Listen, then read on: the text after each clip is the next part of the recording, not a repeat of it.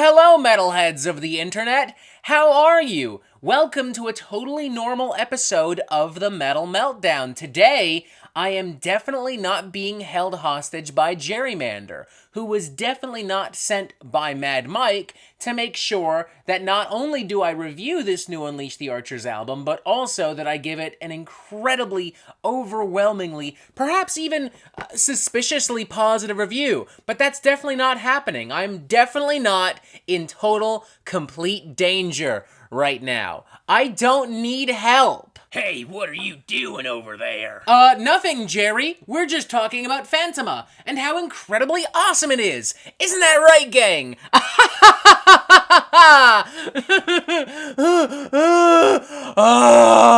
Phantoma is the sixth full-length studio album from this Juno Award-winning Canadian heavy metal and power metal crew. I first came to know them back in 2017 with the release of Apex. I was a big fan of that album and also its follow-up Abyss, released in 2020.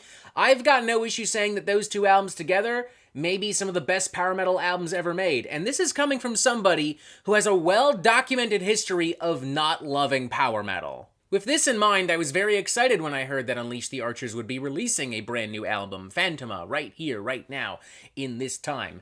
But unfortunately, that hype, that anticipation, that excitement, it's not universal within the metal realms right now. It is not a shared feeling and vibe. And the reason for that is quite glaring and obvious. The reason for that is the album's use of AI, which has become a hot button issue as of late. Just in case you've been living under a rock, here's a little heads up. AI has advanced significantly in the past year, and there's been real heated debate about how or even if we can integrate AI into the creation of art and music and media. We've seen the SAG-AFTRA unions and the Writers Guild of America go on strike over fears that AI would make them irrelevant and unnecessary. We've seen a lot of people face controversy and pushback for using AI artwork to promote music, to make album art and music videos.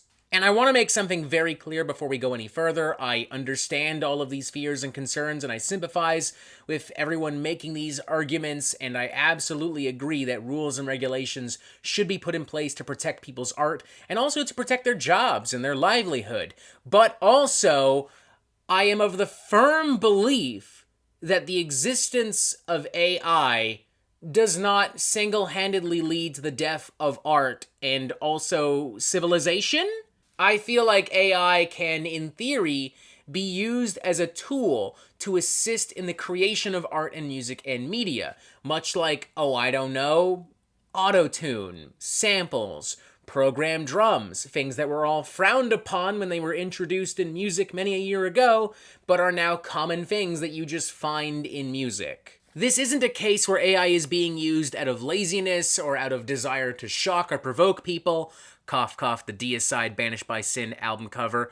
But instead, it is being used to assist in the creation of a unique story. A story told from the perspective of an AI unit nicknamed Phantoma that exists in an alternate dystopian reality in which most of the world has gone to hell and we're living within biospheres, and this AI is longing for freedom and for a better world. And in what is, in my opinion, a genuinely kind of genius and inspired move, Unleash the Archers actually used AI to write lyrics for the AI character, which essentially means that the character of Phantoma itself is essentially constantly communicating with you the entire time. There's a unique level of immersion that is immediately achieved as a result of how Unleash the Archers are utilizing AI and how they're talking about AI. And this is all complemented beautifully, I would say, by Unleash the Archers' unique brand of triumphant, soaring, elegant, melodic power metal, and also new influences from synth pop, electronic music, 80s AOR, and rock and metal. The first couple of tracks on this album, Human Era and the title track Phantoma, are honestly incredible in my opinion, maybe some of the best stuff I've ever heard from Unleash the Archers.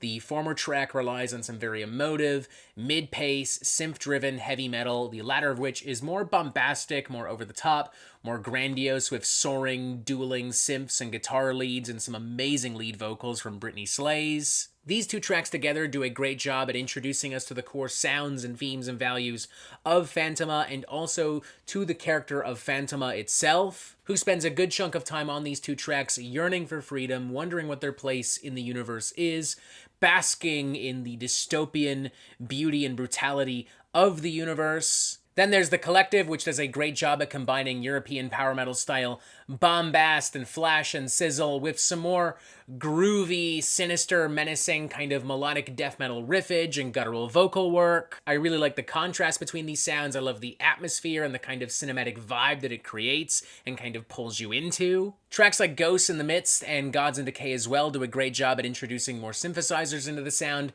the former of which goes into some very meaty, epic, kind of groovy, almost archenemy territory, whereas the latter has a little bit more fun and pep and bounce in its step. It's almost in line with what I might expect nowadays from another Juno Award-winning Canadian heavy metal power metal band, Striker. And then kind of sandwiched in between these two tracks, you have Give It Up or Give It All, which is just drenched in 80s synth, pop, rock, and metal vibes. It's equal parts like a Journey-style anthem, AOR, and a keyboard synth-driven power ballad, all at once with all the gang vocals and emotive leads and big arena rock choruses and hooks you could possibly want.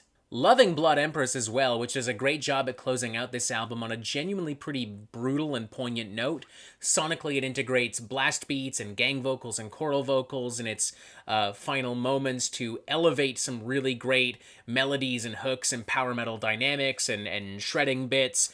And lyrically, it's also the point in the album where Phantoma realizes it's not quite human, but it's also not quite machine. And that the freedom that it yearns for is not possible without death and blood and destruction, and in that moment, it wonders if freedom is even really worth it. Everyone's doing a great job on the record. The production is nice and balanced. There's a lot of depth and body and nuance. Brittany Slays, amazing on lead vocals. She's one of the best, like, heavy metal, power metal vocalists out there right now. She's fucking killing it. This album is no exception whatsoever. As I spend more and more time with this album, it just reveals more and more of itself to me. I keep peeling back layers and I keep being rewarded with really great music, really great lyrics, really great production. Honestly, I'm feeling a 4.5 out of 5. I don't know if this is Unleash the Archers' best album. I don't know, but this is their most ambitious album, and it is probably the best power metal album I've heard so far this year, and probably the best power metal album I've heard since Abyss in 2020, so yeah, honestly. I understand that a lot of people just won't check this album out on principle. It used AI, therefore it's bad. AI doesn't belong in art and music and media. You're entitled to those opinions. I really don't care. But counterpoint, if there is a way to integrate AI into art, music, and media, if there is a way to use AI in the creative process without destroying real human art, this album is a prime example of exactly that. Once again, 4.5 out of 5. I honestly think it's incredible. I really, truly do. And this is me genuinely saying this because Chompy is currently mauling Jerry. Just wrecking his shit up. God damn. Oh my god. That is the most gruesome, gory, violent thing I've ever seen. Holy shit. If Gerrymander wasn't already canonically dead, he definitely is now. Wow. And that is it for the Metal Meltdown. I am not an expert, nor do I claim to be. So what do you think? Do you like this record? Do you not like this record? And what do you want to hear from me next? And thank you for watching. Make sure you press subscribe right here so you get updates on the Metal Meltdown fucking immediately. Look, a video about AI and art and metal and stuff. Look, something else. And as always, you have yourself a fantastic fucking day.